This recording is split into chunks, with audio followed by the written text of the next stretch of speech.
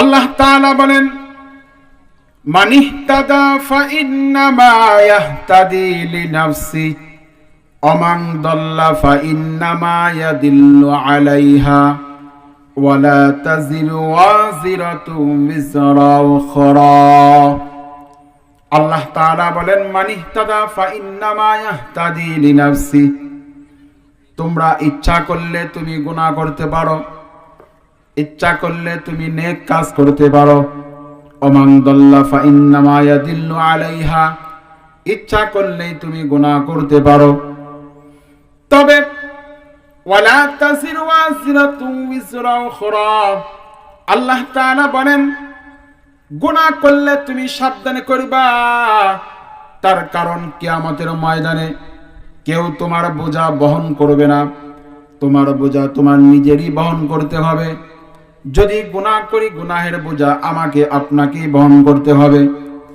আমার সন্তান আমার গুনার ভাগ নেওয়ার জন্য আসবে না রে বাবা, আমার বাবা আসবে না। আপনার সন্তান আপনার গুনাহ বোঝা বহন করার জন্য আসবে না, আপনার বাবা আসবে না, আপনার মা আসবে না, আপনার কোনো পরিচয় কেউ আপনার পরিচয় দিবে না। কিয়ামতের ময়দানে বাপ সন্তানকে চিনবে, সন্তান বাপকে চিনবে, কিন্তু একটা নেকির কারণে বাবা বলবে আমার তো দুনিয়াতে কোনোদিন বিবাহ শাদী আমি করেছিলাম না, আমার সন্তান কোথায় থেকে এলো। স্ত্রী বলবে আমার তো কোনোদিন বিবাহ শাদী হয় নাই, আমার স্বামী কোথায় থেকে আসবে। সন্তান যদি বাবার কাছে যা বলে, বাবা একটা নেকির জন্য আমাকে জাহান্নামের আগুনে পড়তে হচ্ছে, মা একটা নেকি দাও, একটা নেকি দাও। সন্তানের এই কথার জবাবে মা বলবে, ও সন্তান, আমার তো দুনিয়াতে কোনো সন্তান ছিল না, আজকে যেই মা সন্তানের শরীরে একটা মশা বসলে মা ঠিক থাকতে পারে না, মশার কামড় সন্তানকে মশা কামড়ায় মা সহ্য করতে পারে না, সন্তানের যদি একটু ঠান্ডা লাগে মা সহ্য করতে পারে না। ওই মা কিয়ামতের দিন বলবে আমার তো কোনোদিন বিবাহ শাদী হয় না, আমি সন্তান কোথায় থেকে পাবো। এই জন্য আল্লাহ তাআলা বলতেছেন, ওয়ালা তাসিরু ওয়াজিরাতুন বিজরা উখরা, ও আমার বান্দা তুমি গুনাহ করবা, সাবধানে করো, সাবধানে করো, তোমার এই গুনাহের বোঝা কিন্তু কেউ নিবে না। এই কথা স্মরণ করে তুমি গুনার দিকে ধাবিত হও। এই জন্য বলেন তো আমাদেরকে নেক কাজ করতে হবে না গুনাহ করতে হবে? সবাই বলেন নেক কাজ করতে হবে। তার কারণ যে নেক কাজ করবে আল্লাহ তাআলা তার জন্য জান্নাত ঘোষণা করেছেন, আর যে গুনাহ করবে তার জন্য আল্লাহ তাআলা জাহান্নাম বলেছেন, তার জন্য জাহান্নামই অবধারিত। আল্লাহ তাআলা বলেন, ইন্নাহু মাইয়াতি রাব্বাহু মুজলিমান ফাইন্না লাহু জাহান্নাম। আল্লাহ তাআলা বলেন, যে ব্যক্তি গুনাহ অবস্থায় মৃত্যুবরণ করবে, গুনাহের বোঝা মাথায় নিয়ে এই দুনিয়া থেকে বিদায় নিবে, আল্লাহ তাআলা বলেন ফাইন্না লাহু জাহান্নাম, নিশ্চয়ই তার জন্য জাহান্নাম। জাহান্নামে যখন মানুষ যাবে কেমন হালত হবে রে বাবা? আল্লাহ তাআলা ভিন্ন আয়াতের মধ্যে বলেন, কুল্লামা নাদিজাদ জুলুদুহুম বাদদালনাহুম জুলুদান গায়রাহা লিয়াযুকুল আযাব। আল্লাহ তাআলা বলেন, যে গুনাহ অবস্থায় দুনিয়ার থেকে বিদায় নিয়ে চলে যাবে, তাওবা করবে না, যখন তাকে জাহান্নামের আগুনের মধ্যে ফেলানো হবে তার এই গোশত, চামড়া গোশত পুড়ে ছাই হয়ে যাবে। বাদদালনাহুম জুলুদান গায়রাহা, আল্লাহ তাআলা বলেন আবার অন্য চামড়া দিয়ে গোশত দিয়ে তার শরীরকে আবার এরকম ভাবে ফিটিং করে দিবে। বলতে পারেন হুজুর, চামড়া পুড়ে যদি কয়লা হয়ে যায়, গোশত পুড়ে যদি কয়লা হয়ে যায়, তাহলে কি মানুষ মারা যাবে না? না, মানুষ আর মারা যাবে না। আল্লাহ তাআলা কোরআনুল কারীমের মধ্যে বলেন, লা ইয়ামুতু ফিহা ওয়ালা ইয়াহইয়া, এমন একটা শাস্তি হবে মানুষ মরবেও না বাঁচবেও না, এমন এই পর্যন্তই শেষ নয়, চামড়া গোশত পুড়ে কয়লা হয়ে যাবে, আবার চামড়া গোশত দিয়ে আল্লাহ তাবারক তাআলা আবার পরিপূর্ণ বডি বানায়া দিবে। আল্লাহ তাআলা এরকম করবেন কেন, খেলবেন কেন? হযরতে হাসান বসরি রাহমাতুল্লাহি আলাইহি বলেন, একজন জাহান্নামীকে প্রত্যেকদিন ৭০,০০০ বার আগুনের মধ্যে নিক্ষেপ করা হবে, আবার উঠানো হবে, আবার দেওয়া হবে, আবার উঠানো হবে। কি জন্য এরকম কাজ করবে? আল্লাহ তাআলা বলেন, লিয়াযুকুল আযাব, আমার আযাব কত কঠিন, আমার আযাব কত ভয়ঙ্কর। এই জন্য আমার নাফরমান বান্দাকে, আমার গুনাহগার বান্দাকে আমি এরকম জাহান্নামে ফেলাবো, আবার উঠাবো। আমার শাস্তিটা কত কঠিন, এই কঠিনটা বোঝানোর জন্য গুনাহগার বান্দাকে আল্লাহ তাবারক তাআলা প্রত্যেকদিন ৭০,০০০ বার জাহান্নামের আগুনের মধ্যে নিক্ষেপ করবে, আবার উঠাইবে। বলেন নাউযুবিল্লাহ। এখানে যারা আছেন, আমাদের কি এরকম সাধ্য আছে যে জাহান্নামের আগুনে আমরা পুড়তে পারবো? সবাই বলেন পারবো? এই দুনিয়ার আগুনেই তো সামান্য সময় কিছু অঙ্গ আমরা দিতে সাহস পাই না, তাহলে এই আগুনের চেয়ে ৭০,০০০ গুণ যে আগুনের তেজ, সেখানে আমি আপনি কিভাবে থাকব? এই জন্য আল্লাহ তাবারক তাআলা আমাদের শুধু মাফ করার জন্য আল্লাহ তাআলা বিভিন্ন ভাবে কৌশল করেছেন যে বান্দা তুমি এটা করো, এটা করো, আমি তোমাকে মাফ করে দেব। এই জন্য আল্লাহ তাবারক তাআলা তাওবা নামক দৌলত, এই জিনিসটা আল্লাহ তাআলা আমাদেরকে দিয়েছেন। যদি আমরা তাওবা করি, খালেস দিলে তাওবা করি, আল্লাহ তাআলা সব গুনাহ মাফ করায়া জাহান্নামী থেকে নাম কাটায়া আল্লাহ তাআলা জান্নাতে দিবে। বলেন সুবহানাল্লাহ। এই জিনিসটা হলো শয়তানের হাতে চ্যালেঞ্জ করেছেন আল্লাহ তাবারক তাআলা। যখন আমাদের আদি পিতা হযরত আদম আলাইহিস সালাতু ওয়াস সালামকে আল্লাহ তাবারক তাআলা তার বডিটা বানাইলেন, তার মধ্যে যখন রূহ দিবেন, এমন অবস্থায় আল্লাহ তাআলা সমস্ত ফেরেশতাদেরকে বললেন, তোমরা আদমকে সালাম সিজদা করো। সমস্ত ফেরেশতা আদম পয়গম্বরকে সিজদা করলো, কিন্তু করলো না কে? সবাই বলেন করলো না কে? ইল্লা ইবলিস। ইবলিস যখন সিজদা করলো না, আল্লাহ তাআলা বললেন, হে ইবলিস, সবাই সিজদা করলো, তুমি করলে না কেন?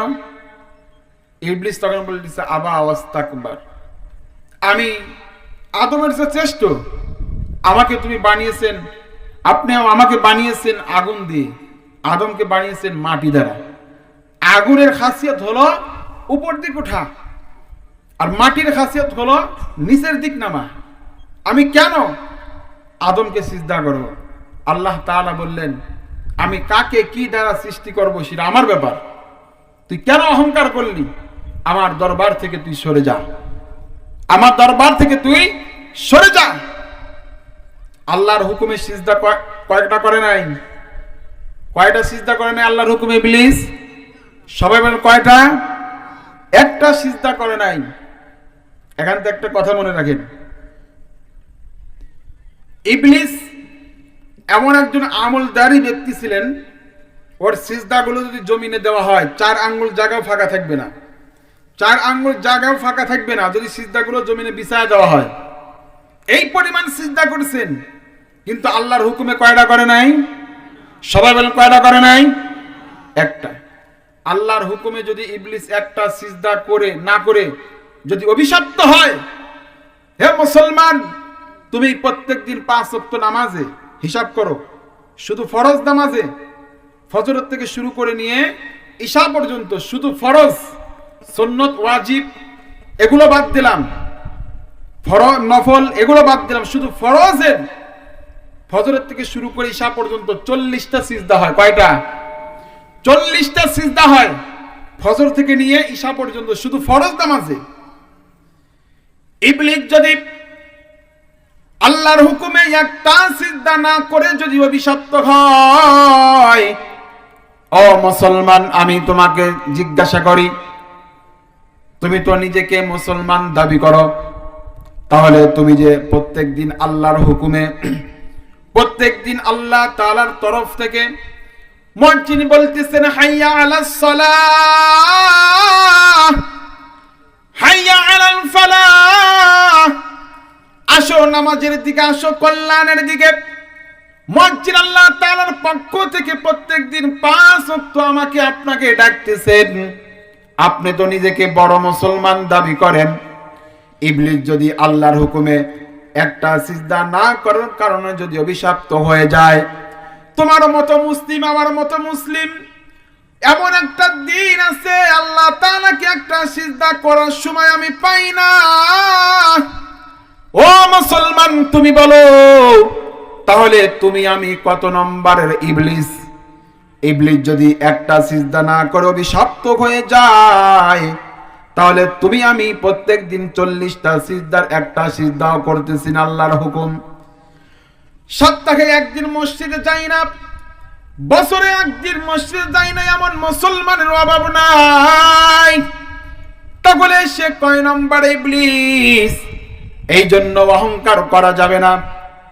এই জন্য দেখেন ইবলিস এরকম অহংকার করে বলতেছেন আমি ওর চেয়ে উত্তম। আল্লাহ তাআলা বলতেছেন তুই উত্তম কি? কে উত্তম? আমি তোকে অর্ডার করেছিলাম সিজদা করার জন্য, অর্ডার করিস নে, আমার দরবার থেকে বের হয়ে যা। ইবলিস তখন আল্লাহ তাআলার থেকে 2টা জিনিস চেয়েছিলেন। কয়টা জিনিস? সবাই বলেন কয়টা জিনিস? আল্লাহ তাআলার পক্ষ থেকে 2টা জিনিস চেয়েছিলেন।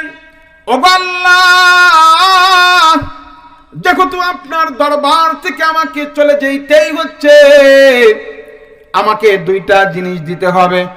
আল্লাহ তাআলা বললেন বল তোর কি লাগবে, 2টা জিনিস বল, আমি তোকে দেব। তখন ইবলিস বলতেছেন ক্বালা ফাআনযিরনি ইলা ইয়াউমি ইবআসুন। ওগো আল্লাহ, যেহেতু আমি আপনার দরবার থেকে বিতাড়িত, 1 নম্বর আমার চাওয়া হলো কিয়ামত পর্যন্ত আমাকে হায়াত দিতে হবে। আল্লাহ তাআলা বললেন ক্বালা ইন্নাকা মিনাল মুনযারিন, যা আমি তোকে কিয়ামত পর্যন্ত অবকাশ দিলাম, কিয়ামত পর্যন্ত তোকে আমি হায়াত দিয়ে দিলাম, যা। ইবলিস তখন বলতেছেন ক্বালা ফাবিমা আগওয়াইতানি লাকউদান্না লাহুম সিরাতাকাল মুস্তাকিম। ইবলিস তখন বলতেছেন ও আল্লাহ, যে আদম সন্তানের জন্য, যে আদমের জন্য আমি তোমার দরবার থেকে নৈরাশ হয়ে গেলাম, এই আদমের সন্তান আমি দেখতে চাই কারা জান্নাতের কাজ করবে, নেক কাজ করবে। আমি সিরাতে মুস্তাকিম, সঠিক রাস্তার উপর আমি বসে থাকব, দেখি কে নেক কাজ করতে পারে। শুধু তাই নয়, আল্লাহ তাআলার কাছে আরেকটা আবদার করলেন, ওগো আল্লাহ, আমি তোমার বান্দাদেরকে চতুর্দিক থেকে আমি আক্রমণ করতে চাই। আল্লাহ তাআলা বলেন সুম্মা লাআতিয়ান্নাকুম মিন বাইনি আইদিহিম ওয়া মিন খালফিহিম ওয়া আন আইমানিহিম ওয়া আন শামাইলিহিম।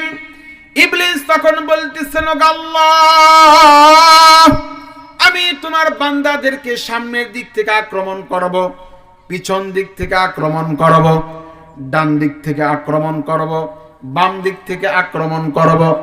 আল্লাহ তাআলা বলেন তোর যা মনে চাই তুই তাই কর, কিন্তু আমার বান্দা যদি একবার বলে, গুনাহের কথা স্মরণ করে, যদি আমার কথা স্মরণ করে, জান্নাত জাহান্নামের কথা স্মরণ করে, গুনাহের দিকে লজ্জিত হয়ে আমার বান্দা যদি বলে আস্তাগফিরুল্লাহ আস্তাগফিরুল্লাহ আস্তাগফিরুল্লাহাল্লাযী লা ইলাহা ইল্লা হুয়াল হাইয়ুল কাইয়্যুম ওয়া আতুবু ইলাইহি, এই ইবলিস যদি আমার বান্দা খালিস দিলে যদি এই শব্দটা বলে, 40 বছর গুনাহ করেছে, তোর প্রলোভনে পড়ে 40 বছর আমার বান্দা গুনাহ করেছে, কিন্তু 40 বছর পর গুনাহের কথা স্মরণ হয়ে আমার বান্দা যদি একবার বলে আস্তাগফিরুল্লাহ, আমার বান্দার 40 বছরের জিন্দেগির গুনাহ আমি মাফ করে দেব। চিল্লা বলেন সুবহানাল্লাহ।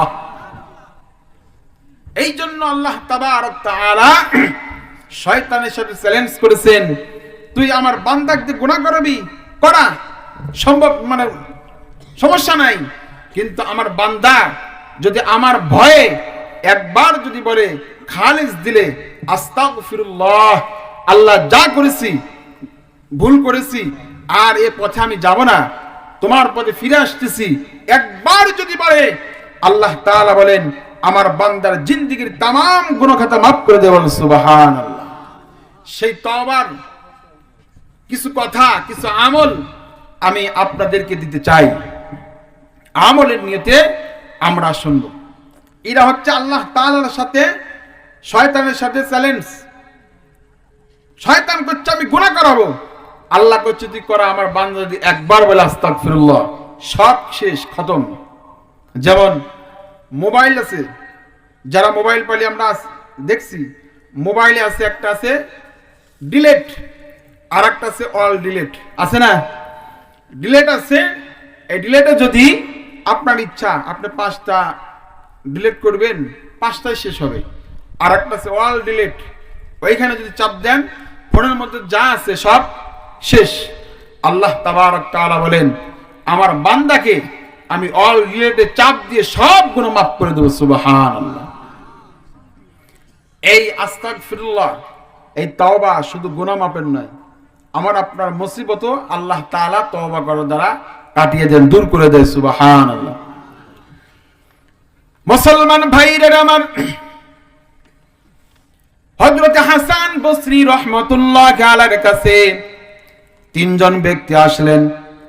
আসার পরে 3 জন ব্যক্তির প্রথম জন যে ব্যক্তি অভিযোগ দিলেন, ও আল্লাহর ওলি হাসান, আমাদের এলাকায় বৃষ্টি হয় না, বৃষ্টি হওয়া না হওয়ার কারণে আমাদের ফসল আদি সব পুরো শেষ, আমাদেরকে কিছু আমল শিখায়া দেন, যে আমল করলে আল্লাহ তাআলা আসমান থেকে বৃষ্টি দিবেন।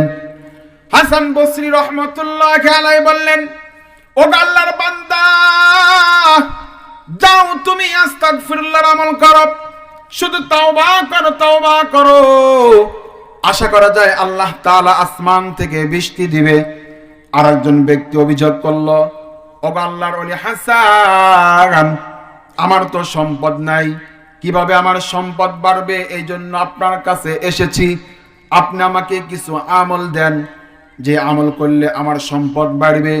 হাসান বসরি রাহমাতুল্লাহি আলাইহি বললেন, তুমি আস্তাগফিরুল্লাহর আমল করো, বেশি বেশি তাওবা করো, তাওবা করো। আরেকজন ব্যক্তি, তৃতীয়জন ব্যক্তি অভিযোগ করলো, ও আল্লাহর ওলি হাসান, আমার তো সন্তান হয় না, এই জন্য আমাকে কিছু আমল দেন। হাসান বসরি রাহমাতুল্লাহি আলাইহি বললেন, যাও তুমিও আস্তাগফিরুল্লাহর আমল করো। লোক কয়জন? সবাই বলেন কয়জন? আমল দিল কয়টা? আমল কিন্তু একটা। একজন মুরিদ বললেন, ও আল্লাহর ওলি হাসান, লোক এসেছেন 3 জন, অভিযোগ 3টা, কিন্তু আপনি আমল দিলেন একটা, সবাইকে একই আমল দিলেন। আল্লাহর ওলি হাসান বসরি রাহমাতুল্লাহি আলাইহি চাপার জোরে জবাব দেন নাই। কুরআনুল কারীমের সূরা নূহের 10 নম্বর আয়াত থেকে কয়েকটা আয়াতে কারিমা তেলাওয়াত করলেন। হযরত হাসান বসরি রাহমাতুল্লাহি আলাইহি বললেন, ওগো মুরিদ, তুমি যে প্রশ্ন করেছো তোমার প্রশ্নটা ঠিক আছে, কিন্তু আল্লাহ তাবারক তাআলা বলেছেন, ফাকুলতু আস্তাগফিরু রাব্বাকুম ইন্নাহু কানা গফফারা। আল্লাহ তাআলা বলেন, ও মুরিদ, আল্লাহ তাআলা বলেছেন কোন ব্যক্তি যদি গুনাহ করে বসে, গুনার পরে তওবা করে, ইন্নাহু কানা গফফারা, ওই ব্যক্তি আমাকে ক্ষমাকারী পাবে। বলেন সুবহানাল্লাহ। ইন্নাহু কানা গফফারা, আমার কোন বান্দা যদি গুনাহ করে, যদি তওবা করে, আমি তার জিন্দেগীর গুনাহ মাফ করব, আমাকে ক্ষমাশীল পাবে। বলেন সুবহানাল্লাহ। আর কি পাবে? ইরসিলিস সামাআ আলাইকুম মিদরারা, আল্লাহ তাআলা বলতেছেন শুধু গুনাহ মাফ করব তা নয়, দ্বিতীয় নম্বর আমার বান্দাকে আমি পুরস্কার দেব। যদি বৃষ্টি না হয়, আমি আসমান থেকে আমার বান্দার জন্য বৃষ্টি দেব। বলেন সুবহানাল্লাহ। 1 নম্বর ব্যক্তির অভিযোগ কি ছিল? বৃষ্টি হয় না। আপনি একটা আমল দেন, যেন আমল করলে আল্লাহ তাআলা আসমান থেকে বৃষ্টি দেয়। আল্লাহ তাআলা বলেন, ফাকুলতু আস্তাগফিরু রাব্বাকুম ইন্নাহু কানা গফফারা, ইরসিলিস সামা আলাইকুম মিদরারা, যদি বান্দা খালেস দিলে তওবা করে আল্লাহ তাবারক তাআলা আসমান থেকে বৃষ্টি দিবেন। দ্বিতীয় নম্বর ব্যক্তির অভিযোগ ছিল ধন সম্পদ নাই, কোন আমল করলে ধন সম্পদ বাড়বে? হাসান বসরি রাহমাতুল্লাহ আলাইহি আমল দিলেন আস্তাগফিরুল্লাহ পড়ো, বেশি বেশি তওবা কর, আল্লাহ তাআলা সম্পদ বানিয়ে দিবে। আল্লাহ তাআলা বলেন ওয়াইমদিদুকুম বিআমওয়াল, আল্লাহ তাআলা বলতেছেন যদি তুমি বেশি বেশি ইস্তিগফার করো তাহলে আল্লাহ তাবারক তাআলা তোমাকে ধন সম্পদ দিবে, বলেন সুবহানাল্লাহ। তৃতীয় নম্বর হলো অবানিন, আল্লাহ তাআলা বলেন তৃতীয় নম্বরে তোমার সন্তান নাই, সন্তানাদি নাই, তুমি কি করো? আস্তাগফিরুল্লাহর তওবা করো, তওবা করো, আমি তোমার সন্তান দেব, বলেন সুবহানাল্লাহ। অভিযোগ কয়টা ছিল? তিনটা। লোক কয়টা ছিল? আমল কয়টা ছিল? একটা। লোক ছিল তিনটা, অভিযোগ তিনটা, আমল দিছে মাত্র একটা। সে আমলের নাম কি? আস্তাগফিরুল্লাহ। আল্লাহ তাআলা কোরআনুল কারীমের মধ্যে সাজিয়ে বলতেছেন ইরসিলিস সামা আলাইকুম মিদরারা, মুষলধারে বৃষ্টি দেব, তওবা করো। তোমার সম্পদ নাই, ওয়াইমদিদুকুম বিআমওয়াল, তুমি আমার কাছে তওবা করো, আমি তোমাকে সম্পদ দেব। ওয়াবানিন, তোমার কি নাই? সন্তানাদি নাই, আমার কাছে তওবা করো, আমি তোমাকে সন্তান দেব। সুবহানাল্লাহ। সন্তান দেওয়ার মালিক কে? সবাই বলেন কে? কোন ব্যক্তি? কোন পীর সাহেব? সবাই বলেন কোন পীর সাহেব? কোন পীর সাহেবকে কোন নবী পর্যন্ত সন্তান দেওয়ার অধিকার রাখে না। কোন ব্যক্তি যদি এরকম ধারণা করে পীর সাহেবের তাবিজ দিলে সন্তান হবে, শিরিক। কোন ব্যক্তি যদি এরকম ধারণা করে পীরের মুরিদ হলে জান্নাতে যাওয়া যাবে, শিরিক। এরকম ধারণা ভ্রান্ত ধারণা, এরকম ধারণা অন্তরে থাকলে বের করে দিবেন। আল্লাহ তাআলা আমাদের তৌফিক দান করুন। তাহলে তিনটা জিনিস কিন্তু আমরা পেয়ে গেলাম। আরেকটা কি দিবেন? আল্লাহ তাআলা বলেন ওয়ায়াজআল লাকুম জান্নাতি ওয়ায়াজআল লাকুম আনহারা। চতুর্থ নম্বর হলো আল্লাহ তাআলার কাছে যদি আমি আপনার খালিস দিলে তওবা করি, আল্লাহ তাবারক তাআলা আমার জন্য আপনার জন্য জান্নাত দিবে, বলেন সুবহানাল্লাহ। এবং কি দিবে? নহর দিবে, নহর, নহর, সাগর দিবে, দুধের সাগর, আপনার কি বলে মধুর সাগর, এরকম নহর আপনার জন্য আমার জন্য দিবে। আমল কি বলেন? আমল হলো আস্তাগফিরুল্লাহ, তওবা, তওবা। আমরা সবাই তওবা করব তো ইনশাআল্লাহ। আমাদের যখনই গুনাহ হবে, গুনাহ হওয়ার সঙ্গে সঙ্গেই আমাকে আপনাকে কি করতে হবে? তওবা করতে হবে। এরা হচ্ছে যখন মানুষ গুনাহ করে, মানুষ যখন জন্মগ্রহণ করে, তার এই কল্পটা এমন স্বচ্ছ থাকে যেমন আয়না। আয়নার কাছে দাঁড়াইলে আপনার চেহারায় কোথায় কি আছে সব কিছু দেখা যায়। কিন্তু যখন বান্দা গুনাহ করে, একটা গুনাহ করলে কলবের মধ্যে দাগ পড়ে যায়, আর একটা গুনাহ করে দাগ পড়ে যায়, আর একটা গুনাহ করে দাগ পড়ে যায়। এরকম পড়তে পড়তে যদি বান্দা তাওবা না করে, পড়তে পড়তে কলবটা এমন কালো হয়ে যায়, জং ধরে যায়। এই বান্দার কাছে আর কোরআন হাদিসের কথা ভালো লাগে না, ওয়াজ নসিহত ভালো লাগে না, নামাজ ভালো লাগে না, মসজিদ ভালো লাগে না, নবী ভালো লাগে না। আজকে এইরকম গুনাহ করার কারণে আজকে মুসলমানের ঘর থেকে নাস্তিক পয়দা হচ্ছে, মুসলমানের ঘর থেকে নাস্তিক পয়দা হচ্ছে। কি কারণে? এই গুনাহের কারণে। গুনাহের কারণে গুনাহ করতে করতে কলবটা এমন কালো করে ফেলেছে, নিজের নবীকে সম্মান করবে এই জিনিসটাও বোঝে না। নিজের নবীকে সম্মান করবে, সালাম করবে, নবীর মর্যাদা জানবে, এটাও মানুষ জানে না। তার কারণ গুনাহ করতে করতে কলব এমন কালো হয়ে গেছে, জীবনে কোনোদিন তাওবা করে না। আপনারা অবগত আছেন, আমি গতকালকেও মিছিল করছি, আমাদের গ্রামের অনেকজন উপস্থিত ছিলেন। গতকালকে আমাদের পাশের গ্রাম, পাশেই, সেটা হচ্ছে মোনামারা। মোনামারা চেনেন সবাই? মোনামারা এক কুলাঙ্গার, নামটা এত সুন্দর, মুসলমানের সন্তান, কোন হিন্দুর সন্তান নয়, কোন বৌদ্ধের সন্তান নয়, মুসলমানের সন্তান, মুসলমানের ঘরে তার জন্ম। নামটা কত সুন্দর, আল্লাহর নামের নাম হচ্ছে আব্দুর রহমান। আল্লাহর রাসূল সাল্লাল্লাহু আলাইহি সাল্লাম বলেছেন, আমার কাছে আল্লাহ তাআলার কাছে সবচেয়ে প্রিয় দুইটা নাম, একটা হচ্ছে আব্দুর রহমান আর একটা হচ্ছে আব্দুল্লাহ। এই কুলাঙ্গারের মা বাবা এটা জানে না যে আমার সন্তান নাস্তিক হবে, আমার সন্তান বেঈমান হবে, আমার সন্তান আমাকে শুদ্ধ জাহান্নামে নেবে। এই জন্য মা বাবা অনেক শখ করে নাম রাখছে আব্দুর রহমান। এই কুলাঙ্গার কি করছে শুনছেন আপনারা? এই কুলাঙ্গার কি করছে শুনছেন? আপনারা তো মুসলমান, আমরা মুসলমান, আমরা শুধু নবীকে মানি কখন? যখন যেখানে গেলে জিলাপি পাওয়া যাবে, যেখানে গেলে ইমানের উপর আঘাত আসবে না, সেখানে আমরা নবীকে মহব্বত দেখাই। কিন্তু যেখানে গেলে নবীর উপরে আঘাত করতেছেন, আপনি আশিকের রাসূল দাবি করতেছি, আমি আশিকের রাসূল দাবি করতেছি, আপনি দাবি করতেছেন, নবীকে নিয়ে কটূক্তি করতেছে, নবীর চরিত্র নিয়ে, নবীকে স্ত্রী নিয়ে, নবীর স্ত্রীকে নিয়ে কটূক্তি করতেছে, নবীর চরিত্র নিয়ে কটূক্তি করতেছে। আমি আপনার বিটেপাড়া থেকে কিন্তু জানি না, অনেকেই কিন্তু আমরা জানি না। আমি শুধু আপনাদেরকে অল্প একটু পড়ে শোনাবো, এটা সারা নেটে কিন্তু ছড়ায় গেছে। এই কুলাঙ্গার কি বলছে জানেন? এই আমি দেখাই, এখানে আছেন। এতদ্বারা আপনাদের অবগতির জন্য জানা যাচ্ছে যে সাদাতপুর উপজেলার রূপবাটি ইউনিয়ন মুনামারা গ্রামের কুলাঙ্গার আব্দুর রহমান, পিতা মোহাম্মদ আফসার আলী পরামানিক, গত 2/4/25 তারিখে রাত্রি আনুমানিক 9:30 ঘটিকার সময় খামার সানিলা বাজারে আব্দুল আলিমের চায়ের দোকানে আমাদের প্রিয় নবী মুহাম্মদ রাসূলুল্লাহ সাল্লাল্লাহু আলাইহি সাল্লামকে নিয়ে কটূক্তি করেছেন। কি কটূক্তি করেছেন, কি বলেছেন একটু ভালো করে শুনেন।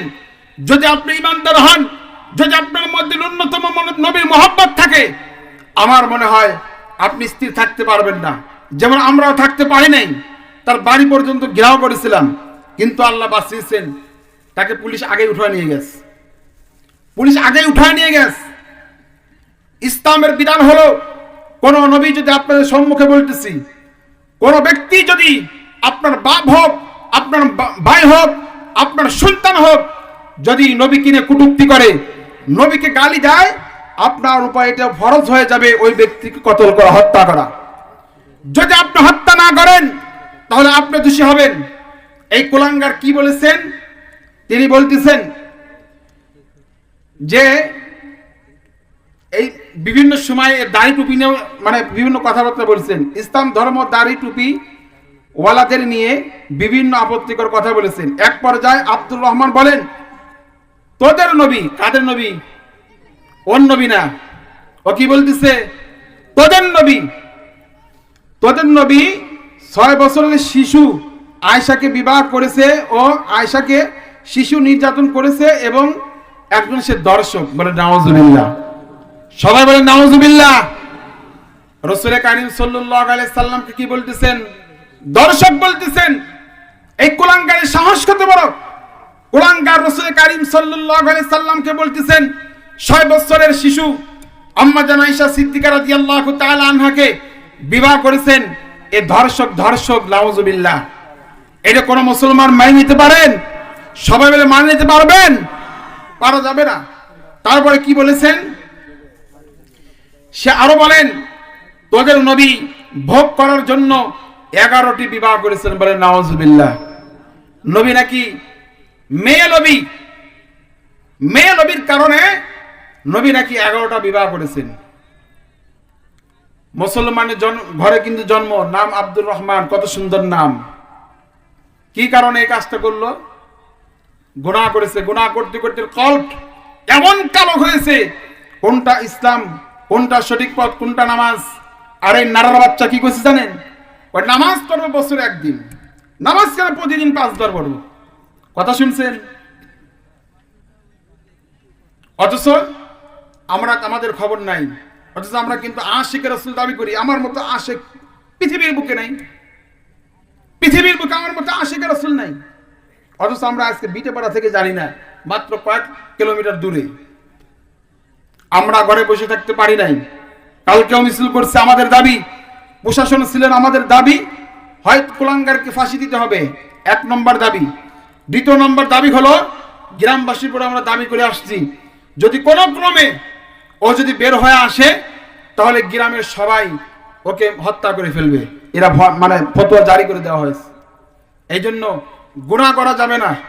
গুনাহ করলে আপনার কোনটা ইসলাম কোনটা ইসলাম নয় এটা আপনি নির্ণয় করতে পারবেন না।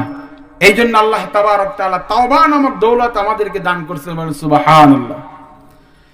মুসলমান ভাইরা আমার,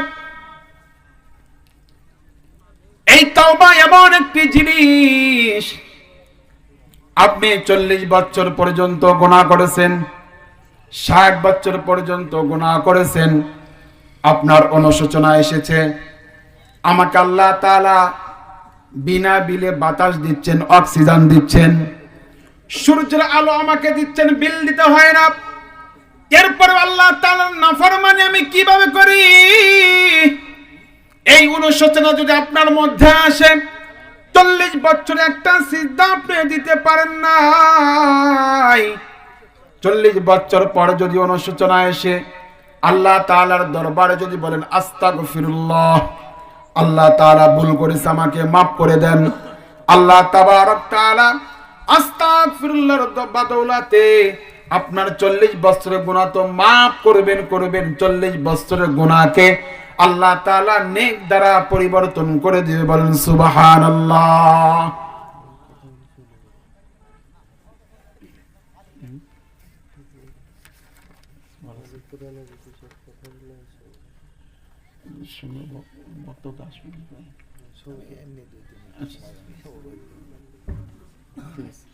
অল্প সময় কথা বলবো, একটু বসেন। আলহামদুলিল্লাহ।